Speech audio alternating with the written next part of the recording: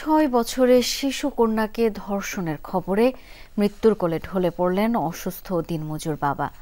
ঘটনাটি ঘটেছে হবিগঞ্জের বানিয়াচংয়ে। মামলা হলে 2 কিশোরকে গ্রেপ্তারের পর কিশোর সংশোধনাগারে পাঠিয়েছেন আদালত। 5 সন্তানকে নিয়ে পাগল প্রায় পরিবারটি।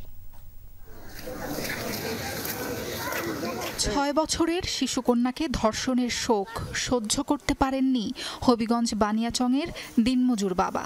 নির্যাতন ঘটনার পরদিন সকালে মৃত্যুর কোলে ঢলে পড়েন তিনি।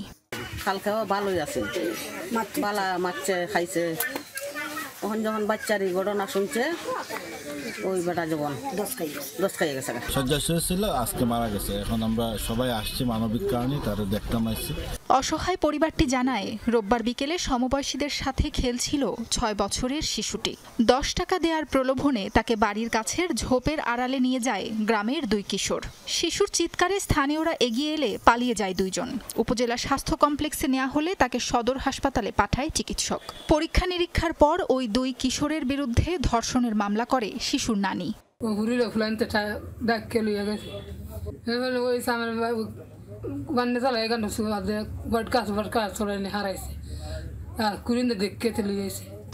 আমার ফুরি কই কয় আনছি আমি গান ওই বান্নি তলার বট গাছের জঙ্গলার হেরো 2 ফুলা আর ইলা খাইছি। ওহন কিতালো তুই তো কান্দস কই বাইবা আমারে ফেন হুইলে ফেম করছে। 4-5টা বাচ্চা কাচ্চা তার উপরে নির্ভর করতো। এখন তার আর কেউ নাই মনে করেন যে এই রুজি করব বা ইনকামের কোনো রাস্তা নাই তার। আমরা আশা করি প্রশাসন এটা দ্রুত ব্যবস্থা নেবে এবং আইনি দ্রুত পদক্ষেপ নেবে এবং সর্বোচ্চ শাস্তি নিশ্চিত করবে। অভিযোগ পেয়ে ঘটনার দিন রাতেই 2 কিশোরকে গ্রেফতার করে পুলিশ। আদালতে তোলা হলে কিশোর সংশোধনাগারে পাঠানোর নির্দেশ দেন বিচারক।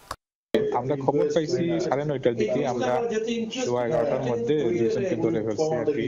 আমরা পরে এজাহারটাও নিছি এবং রেকর্ড হয়েছে আর কি। রাজমিস্ত্রির সহকারীর কাজ করে 5 সন্তান আর স্ত্রীকে নিয়ে চলছিল সংসার।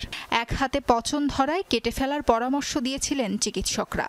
তবে বেঁচে থাকার সে লড়াই থেমে গেল এই দিনমজুরের। জড়িতদের কঠোর শাস্তির দাবি এলাকাবাসীর। সাবরিনা লিজা, যমুনা নিউজ।